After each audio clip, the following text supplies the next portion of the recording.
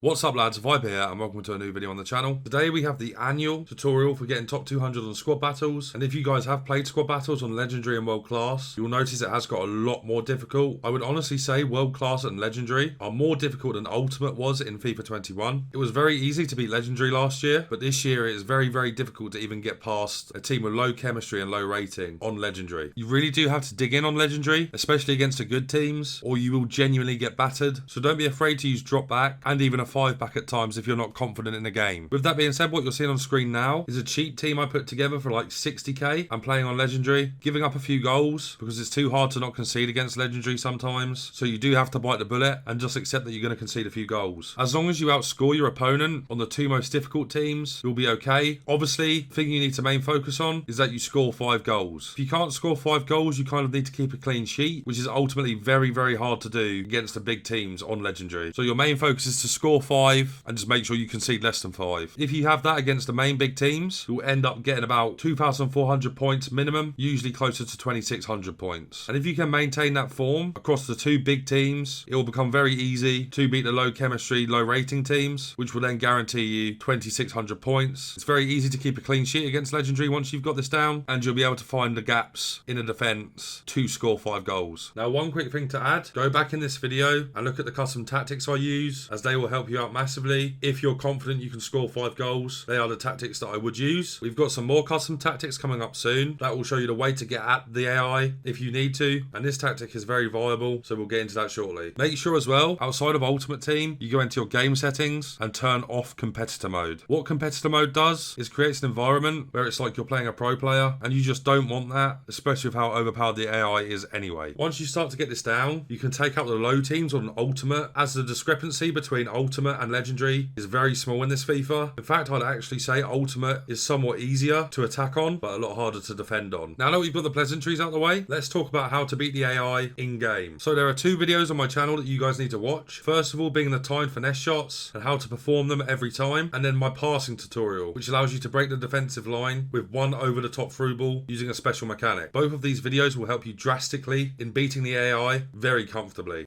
So I'm now going to assume you've watched both of them videos, and now we can actually talk about how to beat it. So first of all, you do need to be really patient against the good teams. Work some space. Make sure you have players with the finesse shot trait. Keep an eye on what kind of goalkeeper they have. If it's a very tall goalkeeper, you're going to struggle a little bit more to score the time finesses. If it's a shorter goalkeeper or a bronze goalkeeper, you'll have a field day using the time finesses on this. Any players with good long shots can perform the time finesses really well. But if you want maximum chance of scoring, get players with good long shots and good finesse shots. So that's why the finesse shot trait is really important. Players like Eden Hazard are unbelievable for squad battles. Now, once you've got that down, the other way to abuse the AI is using the over-the-top through ball method. Now, this isn't just a simple over-the-top through ball using L1 and triangle. What you need to do is hold L1 down, power up first with triangle, then tap it again afterwards, and you'll get the ball over the top perfectly into the striker. Make sure you follow the tutorial on my channel, and this is a quick-fire way to get in behind and get some easy chances on goal. This, I would say, does work better on co-op, but you can also get it to work on solo. It's just a bit more risky doing this on solo. To also maximize your chance of getting top 200, I would suggest playing co-op,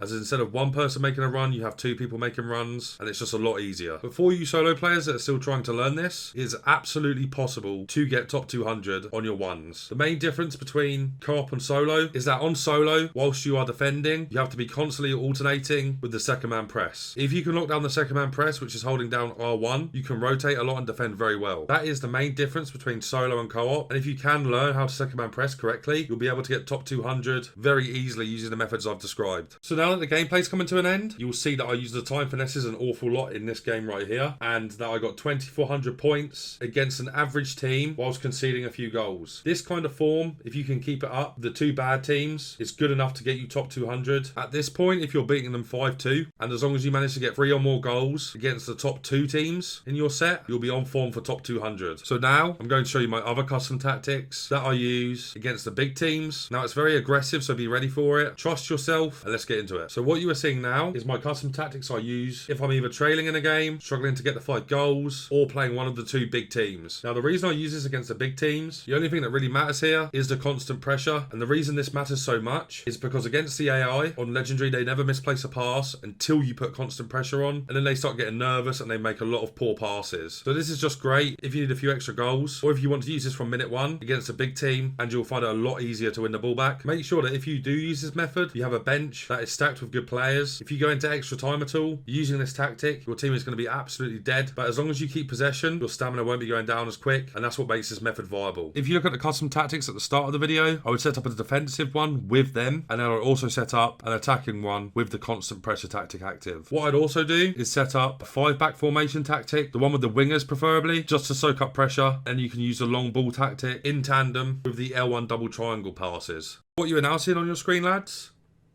is how to maximize your points. I've just skipped to the end of the game here, so you can see how to maximize.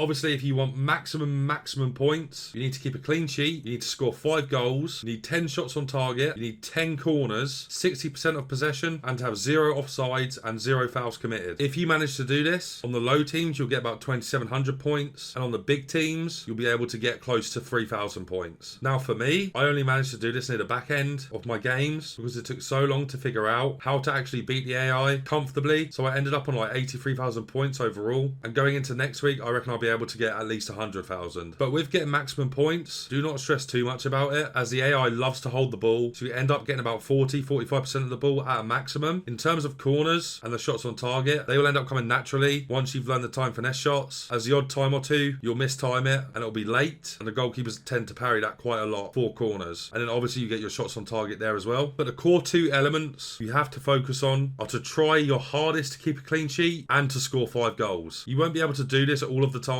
which is fine. Sometimes you get a 4-2, a 3-2. Sometimes you might end up even going to extra time. That is fine. As long as you beat the bad teams comfortably and you manage to beat the big teams 3-2, 4-2, you'll be fine. Once you concede your first goal, they can then score as many as they like and it doesn't decrease your points. So don't worry about that if you concede 2, 3 or 4, as long as you win the game. So now what you are seeing, guys, is my final game of squad battles where we managed to pick up 2,555 points and cements us in the top 200. Now, if you follow these tips, I am certain you can easily get top 200. Just remember to stay patient, don't get angry, use the tactics I've provided, and have the right players in the right positions. As you can see, I ended up 101, which gives you the lowest reward set, but it's still brilliant. I think you get 65k coins, a 50k pack, and 2 mega packs, which is huge if you're running a road to glory. Packs are pretty juiced this year, so it's worth doing. Squad battles for like the first month or 2, getting your milestones done, so you get the big packs there as well. But guys, I hope you did enjoy today's video. If you did, make sure you leave a like and you're subscribed to the channel if you haven't already. This video took a lot of effort, so I hope you guys did enjoy it. We have plenty more tutorials coming, including top 5 gameplay tips, custom tactics, and lots of other great stuff. If you have any questions, don't hesitate to put stuff in the comments and I'll answer them. If you want to see me live stream over on twitch.tv/Viperlization, where I make most of my tutorials, feel free to go over there and follow. But for now, guys, once again, I hope you did enjoy the video and take care.